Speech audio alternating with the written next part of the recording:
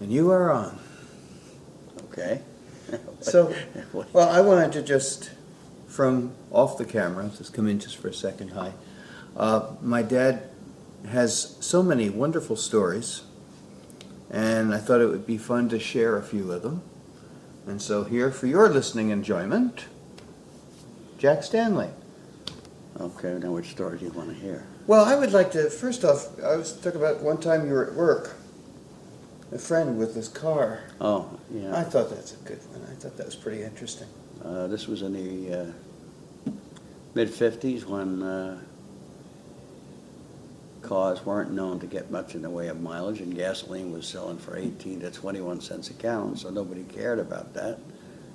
And this gentleman bought a Buick Opal, and it was supposed to give him something like 22 miles to the gallon. So he came in bragging all about it, and this fertile mind of mine, we sat there, and the company I worked for had a big fleet of trucks, and we had a lot of employees, so there was a huge parking lot. So I spoke to the garage mechanic, and we set up a little idea where we were putting 2 gallons of gas in his car every day, if it would take it. Sometimes it wouldn't take 2 gallons. And the guy kept track of it. And anyway, this guy would come in and he'd say, I know you guys aren't going to believe me, but I'm getting 55 miles to the gallon or whatever. And we tell him, he was full of it. I don't want to use the exact terminology, but we told him he was out of his mind. And he would say, "Oh, I haven't put any gas in the car in weeks. I haven't put any car." So this went on for quite a while. We kept doing it, and then the reciprocity came, and we decided now we're going to take 2 gallons a day out of the car. So we didn't hear anything from him, and maybe a week or two later, he came in late to work, and his face was all red and everything else, and he came into our office, and he said, I just took my car to the dealership, he said, and I was telling those guys I was getting 40 to 50 miles to a gallon, and now I'm only getting about 10, and there's something wrong with the car. And I was drinking coffee at the time, and God, I sprayed it all over the place. And he said, what's up? And so we told him what we had done. And he says, Jesus, I can never go back to that dealership again and show my face. He said, I made a complete fool out of myself. So, that was just one of the things one of many things that we did. What about the guy that had the little stand outside of where you worked? Well, I was up on the main drag, and the guy used to, he was deaf, and he played the saxophone. And since he couldn't hear it, you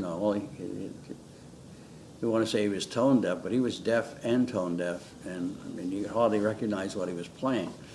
But he also sold pencils and erasers, and like when you walk by, he'd say he had pencils and erasers, and then under his breath, he would say, we have rubbers, But anyway, I had this one gentleman that I work with that I had previously entered him in the Harvest Moon Ball, which was a dance contest that used to be in the Daily News in New York, and I also entered him in the Golden Gloves, which was a fighting thing. He got the application, and I just sent his name in. But anyway, we wrote this guy a note and told him that I don't know what we gave him, $5, whatever, and said that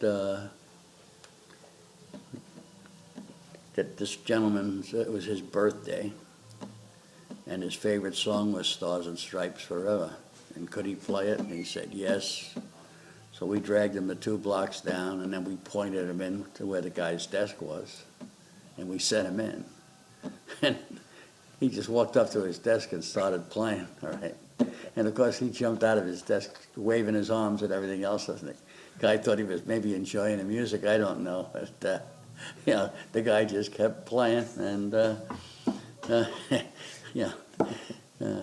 we didn't get caught either. Nobody knew who did it, but had a suspicion, but that was it. And No, and then another time, the same guy, they used to have this fish they used to sell in cellophane in bars and stuff. And during off hours, I took the tape or the fish out of the bag and I taped it to the bottom of his desk. And I come in a day later at lunchtime, and he had the janitor in there with all the drawers out of his desk and everything else. They never did find the fish. I had to take them off there eventually. I told the janitor where they were, and he got rid of them later after he was gone. But, yeah. So that's about it for the jokes. Okay. Thanks, Dad. You're welcome.